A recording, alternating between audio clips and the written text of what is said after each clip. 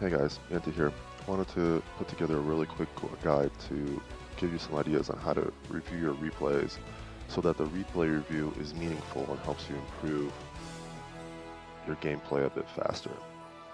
So we've talked about practicing in single player. I'm a big advocate of single player practice, especially for newer players, especially when you're learning new builds, when we're getting familiar with the game.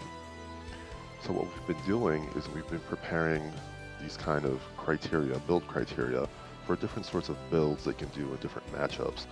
And this is an example up on the screen of a Hydralisk build for Turan, where you have build criteria that you want to be hitting for homework assignments at around 7 minutes, at 10 minutes, a couple of things earlier in between, like first sunken start, layer timing, link speed, stuff like that. Additionally, on top of that, we've been talking about supplemental information, supplemental game knowledge.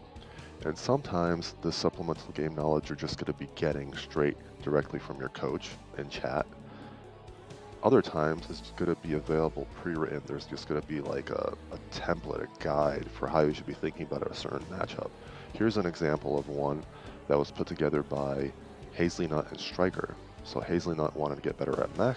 Striker was live coaching her. She took notes off of the live coaching and put together this guide, how you should be thinking about playing CVT when the opposing player is opening mech, like a 5-factory Goliath build, what you should be doing in the early game, the early mid-game, late game. These pieces of information can be used to as criteria, so game knowledge criteria and the other build criteria when you're checking the replay from your single player practice. But it can also be used when you're checking your replays of live games. The exact same principles apply. You're just going to be under a little bit more stress, a little bit more of a natural setting because you're going to be playing versus a human player, not versus an AI or against nothing, right? Some of these practice maps that we have, you're playing against nothing, just playing into the void. If you don't have supplemental game knowledge, and if you don't have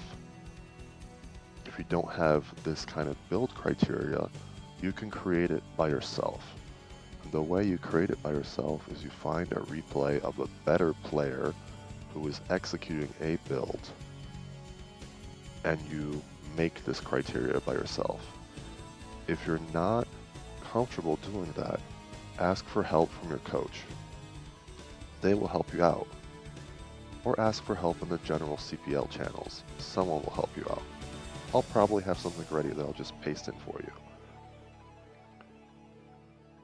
The supplemental game knowledge is a little bit harder to come by.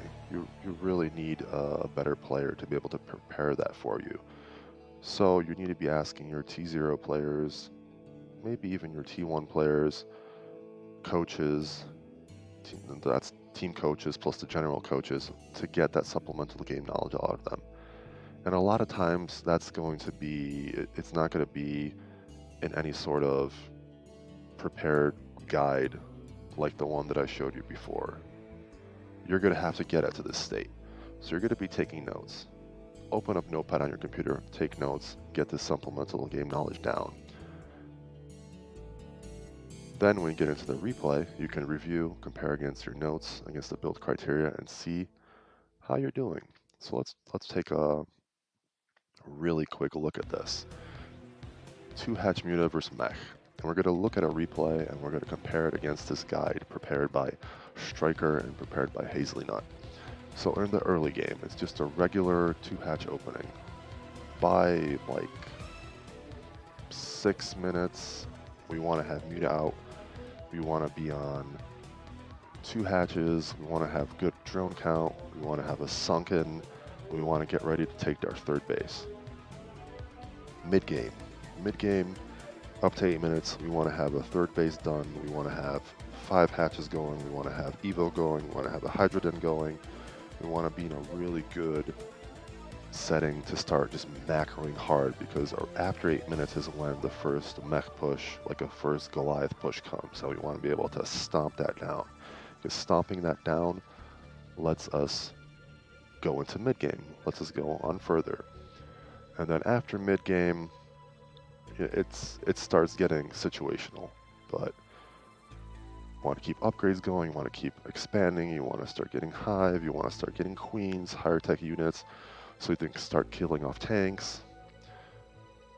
That's not as important. Let's go into the replay and see how we can apply this. Let's close down everything here. Let's get the replay going. So what's the first thing we check? When we're playing versus mech, probably the first thing to check is around 3 minutes, 3 minutes 30. Is there a sunken? We do not have a sunken here. So we're playing versus mech, and we don't have a sunken, which means that we either don't know we need to make a sunken, or we didn't realize it's mech. So let's assume that we didn't realize it's mech. So we see everything here, but let's get rid of the terrain view. And let's see what we see. So with this Overlord, we don't see a factory. We don't see a gas. And I'm assuming we never got into the base because of the fog of war, so probably this wall stopped us. But we can still figure out it's mech, because if your drone sees, let me get rid of this, if your drone sees this setup, a hard wall with a single marine at 330, no expansion, it's gotta be tech or it's gotta be mech. So they're either going to go into 5 Factory Goliath or some other kind of mechy build, or they're going to into a tech build, like they're going 1-1-1, which is 1 Rax, 1 Factory, 1 Starport. So they're gonna go Vulture and probably go into like Wraith. So you need to prepare for that. We have enough information to know that we want to make a sunken, and we have enough information to know that it's either tech or mech, and we got to prepare for that. So right off the bat, we failed in terms of our supplemental game knowledge, and we failed our build criteria because we're not prepared against the build that Terran player is doing. Let's go to the next checkpoint, which is around, well, let's say 6 minutes. A little bit before. How are we doing here? We're on 2 base. Drone count is a little low. We would like to be 1-to-1 with 6 on gas, so that's 7 here, 9 in the main, so that's 16 plus 6, which would put us at, what is that, 24 drones? No, that's wrong, 22 drones. I want to be at 22 drones, we're at 21. Okay, not bad. So let's see what's going on here. Oh, I hit this. Yeah, so we're just 1 drone short here. All right, so this looks okay. Our mutas hatching. Yes, mutas are hatching. This looks okay as well. So even though we missed making that sunken, I don't know what happened between this point in time, so I'm guessing there was a vulture here and we were forced to make the sunken. Otherwise, why would the sunken be here, right? Like we're doing pretty well. If we lose this game, it's definitely not because of this point in time. We're in a good game state. Like even if we had some damage done to us, it's recoverable. So let's take a look at our next game state, which is around 8 minutes. What's going on here? So we have Muta, they're damaged, so I'm assuming we did harass. The Terran player is on 28 SCVs, whereas at like 6:30, what are they on? At 6:30 they're on 30 SCVs. So we definitely did harassment, because 30-ish SCVs, 32 SCVs is about how many SCVs the Terran player will have when your mutas go into their base. So what else can we glean from this 8 minutes? What's going on here? Are we on 5 hatches? No, we're on 3 hatches.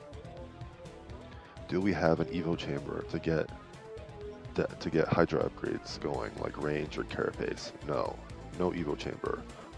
Not one. Should probably be on 2, but we don't even have 1. We have a Hydra den. No Hydra den in sight. No Hydra upgrades growing. Do we have Muta upgrades? Yeah, we did have a little bit of Muta upgrades, but we went for +1 attack on Muta. It's better to go to +1 carapace on Muta if you're playing mech. You don't even need to go Carapace, but it's better to go Carapace on Muta just in case you need to switch back to Muta after going into Hydra. And do we have a third base? No, that's a big one. We don't have a third base at 8 minutes, so we are not in a situation economically to be able to contest any mech play.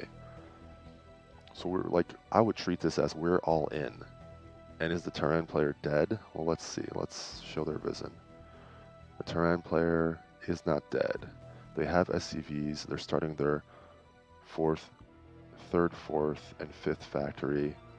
They have Goliaths here. They have Goliaths here. They have +1 plating on their Goliaths. So the Terran has survived, and we're all in at this point in time. So if I were to guess what happens here in this replay, I would say that the Terran just gets up to 5 factories, they mass a lot of Goliaths, and then they A-move us, and we're just going to barely lose because we did not get to the economic position we needed to be in, and we did not get into the kind of tech setup that we needed to be in to be able to stop that early enough. So I hope this gives you some insight in how you can be reviewing your own replays. You don't necessarily need a coach to review your replay to tell you what's wrong. The information you have or the information that you can prepare when you're practicing a build should be enough for you to be able to make these quick reviews on your own. And by comparing against where you should be at versus where you are in a live game, just like you do in single player practice, you can quickly understand where you're going wrong and figure out what you need to improve on.